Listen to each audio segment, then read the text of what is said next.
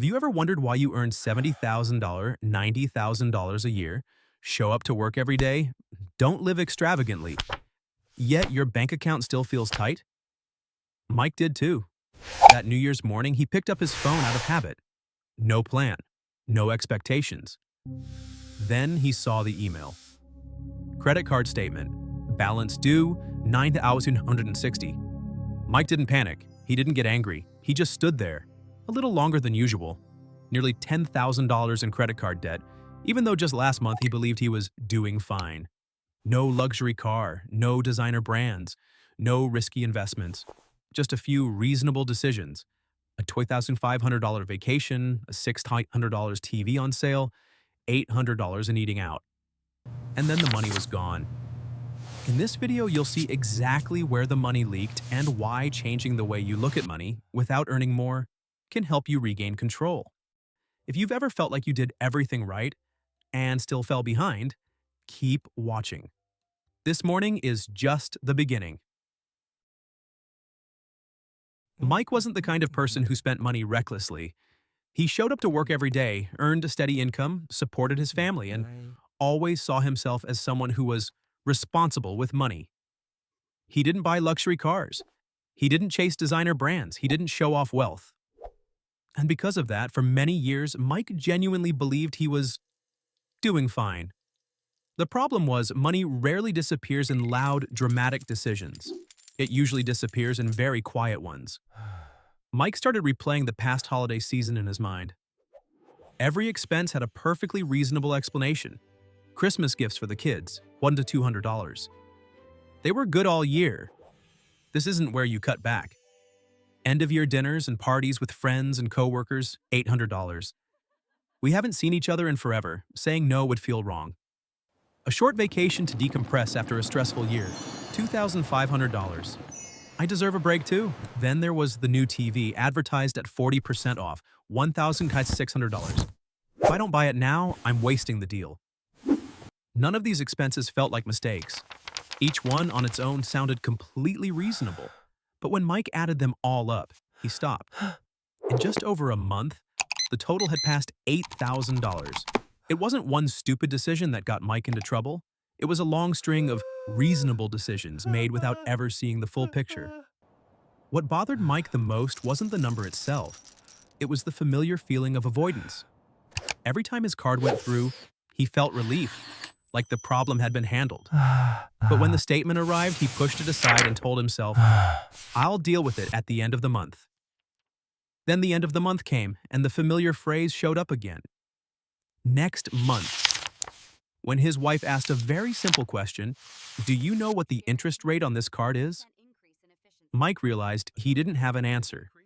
Nearly 20% a year. With almost $10,000 in credit card debt, Mike was losing about $165 to interest every single month. $165 didn't sound that big until he realized it was almost the same as a utility bill, a week of groceries for the family, or 2 full tanks of gas. And the most painful part was this. That $165 didn't buy anything new. It didn't make life easier. It didn't make him happier. It was simply the cost of putting things off. That evening, Mike didn't turn on the TV. He didn't scroll on his phone like he usually did either.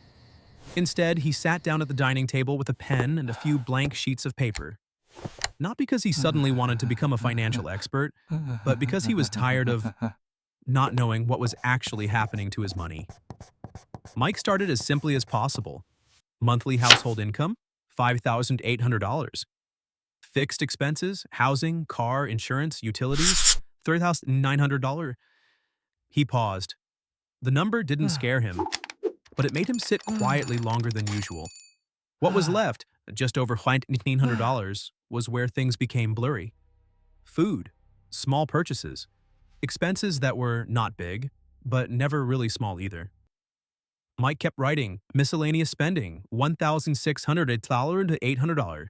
Savings, almost $0.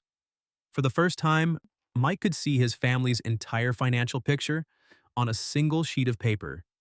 And he realized something important. He didn't have an income problem. He had a buffer problem. As long as nothing unexpected happened, things kept running. But one small disruption, a car repair, a sick child, a higher bill, and the whole system would wobble. That's when Mike began to understand why he always felt tense even with a decent income. The issue wasn't how much money he made, it was the lack of room for mistakes. Linda sat down next to him and mentioned a concept she'd read about before: financial mindfulness. Not tracking every single dollar obsessively, not living miserably or punishing yourself, but clearly understanding where your money is going before you make decisions. Mike suddenly realized that for years, he'd been making choices in a fog. He didn't know exactly how much he had left. He didn't know how spending today would affect the end of the month. And that fog came at a cost.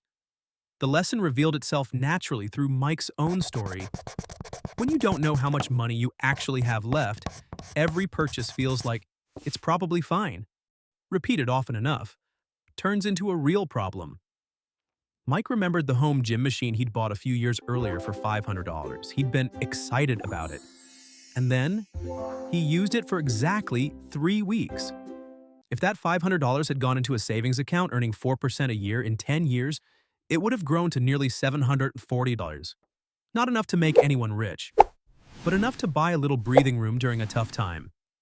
That's when Mike truly understood the idea of opportunity cost. Every dollar doesn't just have one use.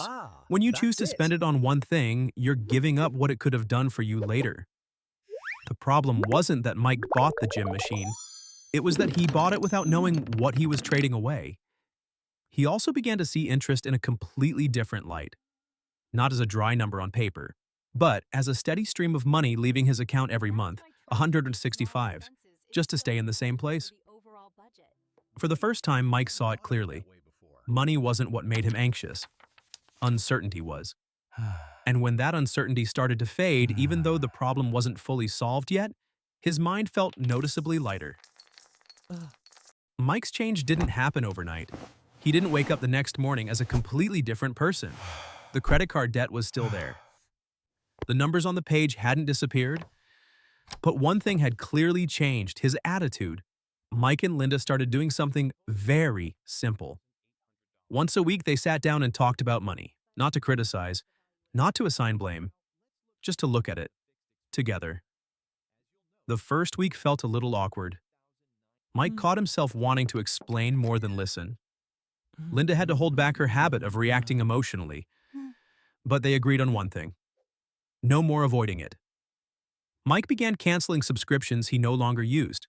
A streaming app he'd forgotten he even signed up for. A convenience service he rarely touched. Each one only a few dollars a month, but added together, he was saving almost $90 every month.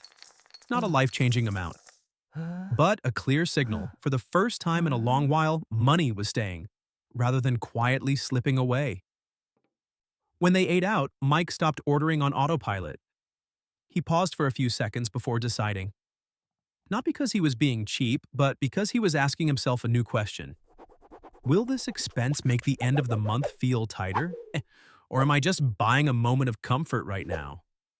Sometimes he still chose to spend the money. And for the first time, he didn't feel guilty, because it was a conscious choice. Linda noticed Mike was sleeping better.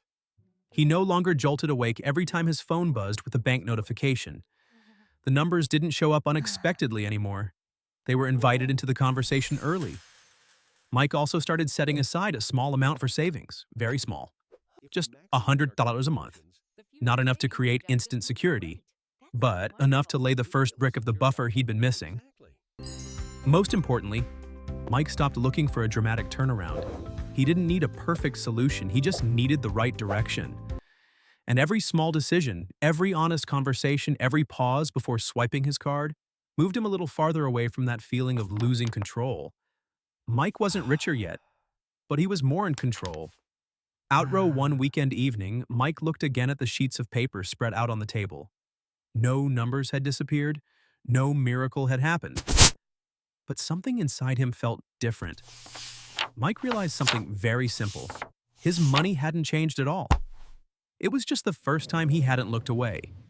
He wasn't richer. He hadn't paid off his debt. He didn't feel like everything was finally okay. But he was awake. Awake from the habit of procrastinating. awake from the fog that showed up at the end of every month, and awake from the belief that making more money alone would somehow fix everything. Mike understood that earning money is hard. Keeping it is harder. And the hardest part of all is being willing to look straight at your money when it doesn't look the way you wish it did. This wasn't a moment of celebration. It was a moment of mental relief. Because from that point on, every financial decision Mike made was no longer a reflex. It was a choice. And what about you? Have you ever opened a bill at the start of a new year and felt the same way Mike did? Do you really know where your money goes each month? Or are you also trying not to look? Share your story in the comments below, and if you have any questions about money, don't hesitate to leave them there too. Your situation might be exactly what someone else is going through right now.